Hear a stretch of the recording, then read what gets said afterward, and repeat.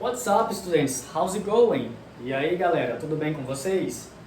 Bom, hoje vamos começar mais uma aula e vamos dar continuidade sobre o nosso assunto do Present Continuous Tense.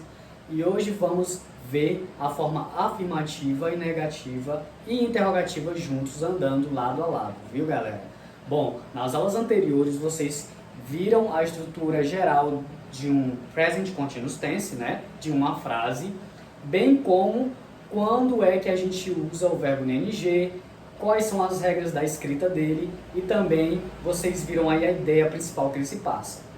Para rever bem esse assunto, como conceito principal, como premissa, o Present Continuous Tense fala de uma ação progressiva que está ocorrendo no momento da fala.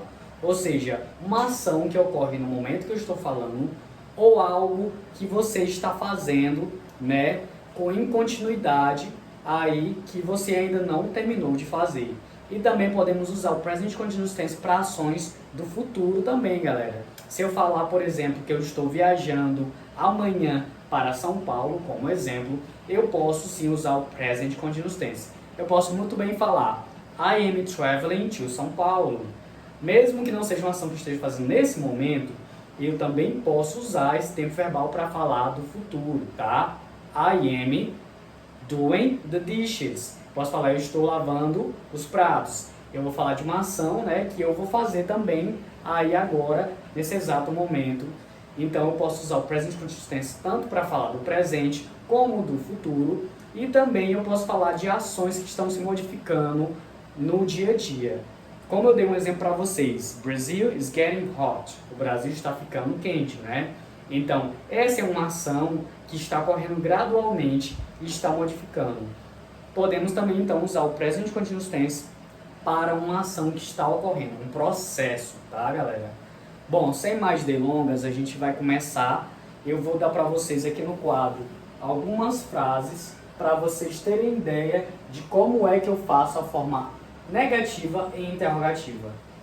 Todas as frases que eu escrevi aqui no quadro estão somente na forma afirmativa e vamos transformar elas na negativa e interrogativa. Vamos começar com a primeira. Tenham em mente que se você não tiver domínio de qual vai ser o verbo to be apropriado para cada sujeito, é bom você revisar a primeira videoaula, tá? Porque se você errar o verbo to be, a sua frase vai ficar, né, toda errada. Então vamos lá. A primeira frase diz a seguinte: The dog is eating. O cachorro está comendo. Bom, eu não disse o que o cachorro está comendo, mas eu passei aí para você uma mensagem. O verbo eat, né, dá a ideia de comer, mas você não precisa falar necessariamente o que ele está comendo. Então, essa é uma ação que está ocorrendo nesse momento, ou seja, o cachorro está comendo. E eu agora vou falar ela na negativa. Eu vou dizer em português: o cachorro não está comendo. Como eu vou fazer essa transformação? É assim, eu vou preservar na forma negativa o sujeito. Quem é o sujeito? The dog. Se eu quiser trocar ele por it, eu posso, mas eu vou aqui, né, valorizar como está escrito desse jeito aqui. Então eu vou botar The dog is. Vai continuar, porque ele é o verbo to be flexionado no sujeito no singular e tem um porém aí. O is agora vai vir na negativa, ou seja, eu não vou mais botar ele na afirmativa. Então vai ficar isn't na contração ou is not na forma completa, tá, galera? Então essa daqui é a forma completa, is not, e isn't é a contração. Eu posso usar ou contração ou a forma completa, não tem problema. Aí ou eu uso um ou eu uso outro. Eu também não posso usar os dois na mesma frase. Aí eu botei uma barra aqui para dizer que você escolhe ou um ou outro. De preferência, use a que você tem mais domínio. E aí o verbo principal continua. The dog isn't ou is not eating. O cachorro não está comendo. Pronto, fiz aí a minha forma negativa.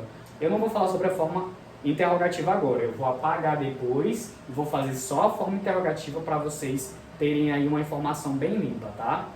Vamos agora para a number 2. A number 2 é assim: Rachel is writing a book. Rachel is writing a book.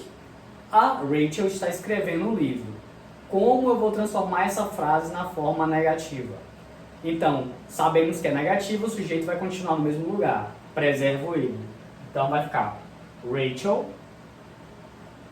O verbo to be também é is e continua is. Eu não vou botar um or aqui não, viu? Jamais. Então, is. Só que agora eu vou botar um not, que é o advérbio da negativa, para dizer que é uma frase negativa. Ou então eu boto a forma contraída, que é contracted form em inglês, que é isn't. Apóstrofo i, certo? E aí eu boto o verbo normal, que é o verbo escrever, que é o verbo principal, writing, tá? Esse é o verbo principal. E a book é objeto, ou seja, é complemento. A book. Pronto, não tem segredo, a forma negativa é muito fácil. Vamos dar continuidade. Temos agora a terceira. A terceira é assim: Philip is dancing. Philip is dancing. Philip está dançando. Negativa, preserva o sujeito, Philip. Ou então eu posso dizer he, porque Philip é um homem, ele. Eu posso usar o pronome, né, aí, para substituir o Philip, sem problema nenhum. Mas eu vou deixar ele aqui. Philip is, advérbio negativa not, ou então a contração, que vai ficar isn't. Lembrando que esse processo aqui não é abreviação. A abreviação é perda de letras, no sentido de você ter uma palavra aí. Aqui é contração, tá bom? Contract. E aí eu vou preservar o verbo dancing, que vai vir escrito do mesmo jeito que está na afirmativa.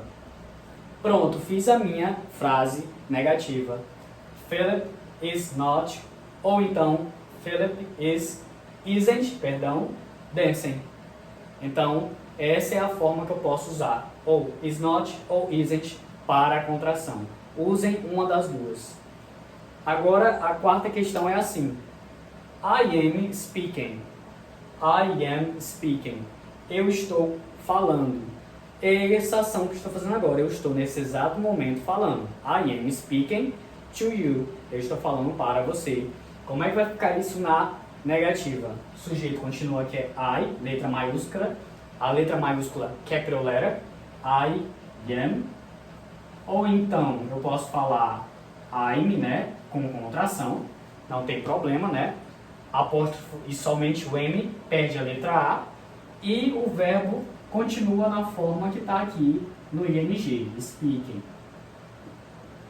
Pronto. I am speaking ou I'm speaking. Não tem problema você usar ou contração ou então a forma completa. Bom, agora eu vou apagar e vou fazer a forma interrogativa. O que é interrogativa? É uma pergunta. Ou seja, interrogar é perguntar. A forma interrogativa, para alguns, é muito mais fácil do que construir uma frase na forma negativa. Porque você só vai fazer uma reversão do sujeito e do verbo to be. Só isso. Como assim? Como entender isso? É assim, vou explicar melhor para vocês. The dog is eating. Quando você faz uma interrogativa, que é uma pergunta, o verbo to be vai vir para cá e o sujeito vai vir para lá. Então vai ficar is, normal, você não vai botar advérbio de negativa, não vai botar isn't e nem is not, porque não é uma interrogativa negativa. Se você construir uma interrogativa negativa, tudo bem, ela existe. Aí você vai falar, isn't the dog eating? O cachorro não está comendo? Isso é uma interrogativa negativa. Agora, se quiser fazer somente uma interrogativa, is the dog eating? O cachorro está comendo? Então vai ficar assim, is the dog eating?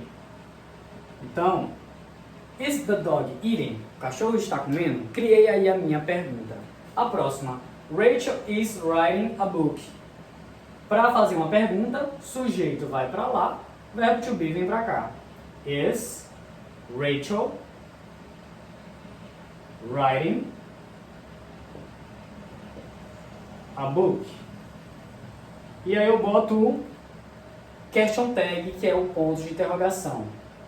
Tá? Próximo. Philip is dancing. Verbo to be vem para cá, sujeito vem para lá. Is Philip dancing? Question tag, ponto de interrogação. Pronto, criei outra pergunta. Próxima. I am speaking. Bom, perceberam aí que sempre vai ser essa reversão. O sujeito vai para lá, verbo to be vem para cá. Lembrando que você pode sim alterar o sujeito. Se o sujeito tiver um nome, se é Philip, se é Rachel, se é Mary, se é Sabrina, se é Caio, enfim, não importa. Você pode, quando você transformar, muito bem botar. Ah, por exemplo, é Miguel, é he, eu sei que ele é he. Eu posso sim transformar minha frase na negativa ou interrogativa, colocando is he doing a karate? Ele está praticando karatê? Is he doing karate? Posso sim, se era Miguel, eu posso trocar por um pronome sim, sem nenhum problema, para não ter que repetir o nome dele, se o nome da pessoa for muito grande. Por exemplo, for um nome aqui, Alexandre, você não quer falar o nome todo Alexandre. Ah, eu vou trocar o nome Alexandre por Gui, porque é ele. Aí a frase seria assim, Alexandre is singing a song. Alexandre está cantando uma canção. Para botar no negativo eu posso falar, he isn't singing a song. Ele não está cantando uma canção. Então eu posso sim ter liberdade para modificar o meu sujeito. Mas eu nunca vou alterar o verbo principal, ele vai continuar o mesmo. Se ele não está cantando, vai continuar na negativa e na interrogativa, sendo que é a mesma essência. Bom, vamos agora transformar essa daqui na interrogativa. Verbo to be vem para cá, sujeito vem para lá. I am, agora vai ficar com letra maiúscula, né, porque iniciou a frase, e o I vai ficar aqui. Agora não vai ficar mais com a pronúncia I am, vai ficar am I. É como se os dois estivessem juntos no mesmo som. Isso em inglês se chama connected speech. É quando você tem aí um som de uma vogal e uma consoante, ou vice-versa, você tem aí uma consoante e uma vogal, e os dois vão se unir e fazer um som só, mesmo que sejam palavras separadas. Esse fenômeno é um fenômeno linguístico, não é uma regra gramatical, que se chama connected speech. Então, nesse connected speech, vai ficar am I, visto que aqui tinha uma consoante M e aqui tinha uma vogal. Os dois se entrelaçam e ficam um som só. Am I, mesmo que sejam palavras separadas. Então vai ficar am I speaking. E aí eu boto o question tag, que é o ponto de interrogação. Tá, galera? Bom, esses são os macetes para você transformar a forma negativa e interrogativa, que é muito fácil, tá? Lembrando que o sujeito é mutável, você pode mudar o sujeito por um pronome, mas o verbo e também o verbo principal, tanto o verbo tipo como o verbo principal, não vão ser alterados, tá? Eles vão continuar do mesmo jeito. Então prestem bem atenção nisso. Vocês têm que colocar na mente de vocês que se você não saber como é, quem é o sujeito, qual é o verbo principal, como é que eu vou colocar o verbo na negativa, você não consegue transformar. Tá, galera? Então eu vou colocar uma frase rapidinho aqui no plural para vocês, para a gente finalizar a aula, que eu não botei nenhuma no plural, né? Vamos ver essa daqui, por exemplo. We are fighting. Nós estamos lutando. Essa frase na negativa vai ficar assim, né? We aren't, ou então we are not fighting. Bom, perceberam aí a diferença, né? E na interrogativa vai ficar are we, né? Fighting. Nós estamos lutando. Ponto de interrogação, tá? Então, galera, essa daí foram as regras gerais para você dominar o Present Continuous Tense na forma negativa e interrogativa. Espero vocês no Zoom para ter um desafio para vocês sobre essa temática. Estejam preparados, tá bom, galera? So, guys, thanks for watching and we see each other on Zoom. Take care.